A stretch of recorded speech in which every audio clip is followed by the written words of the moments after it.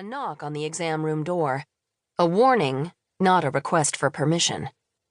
In comes a man wearing leather trousers, aviator sunglasses, a curly black wig under a pork pie hat. "I'm the guy from that band," says Dr. Kalbfleisch. "Wow," says the biographer, bothered by how sexy he's become. "Shall we take a look?" He settles his leather on a stool in front of her open legs, says, "Oops," and removes his sunglasses.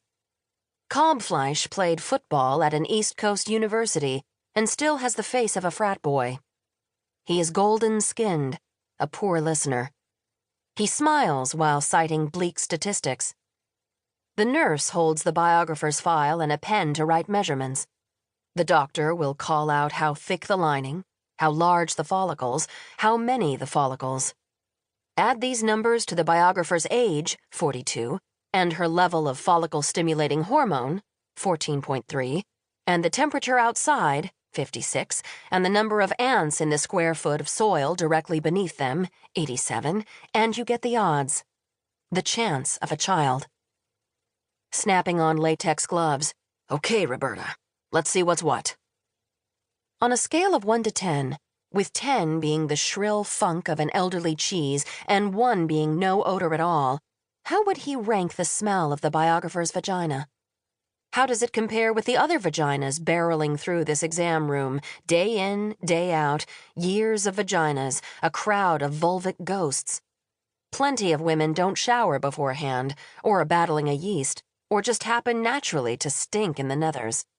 Kalbfleisch has sniffed some ripe tangs in his time.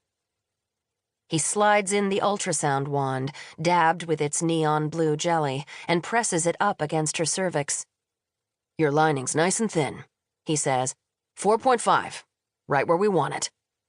On the monitor, the lining of the biographer's uterus is a dash of white chalk in a black swell, hardly enough of a thing, it seems, to measure.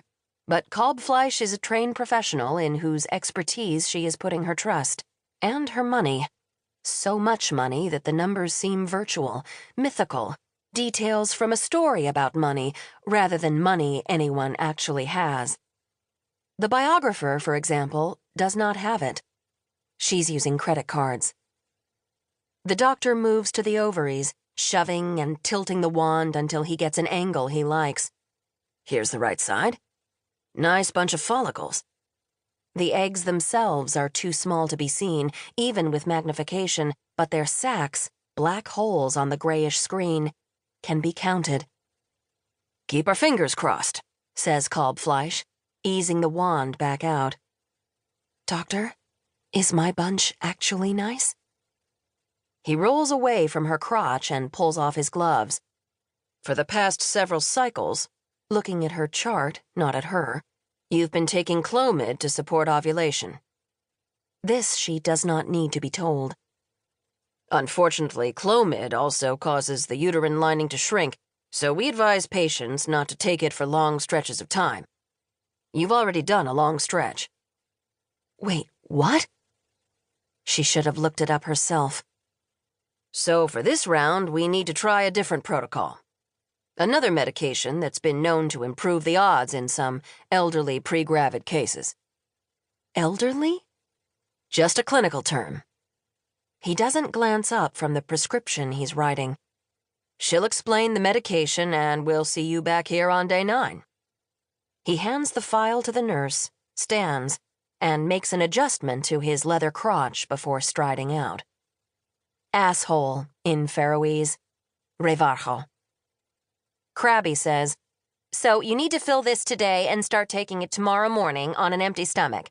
Every morning for 10 days. While you're on it, you might notice a foul odor from the discharge from your vagina." "Great," says the biographer. "Some women say the smell is quite, surprising," she goes on. "Even actually disturbing. But whatever you do, don't douche. That'll introduce chemicals into the canal that, if they make their way through the cervix, can, compromise the pH of the uterine cavity." The biographer has never douched in her life, nor does she know anyone who has. "Questions?" says the nurse. "What does," she squints at the prescription, "Ovutran do?"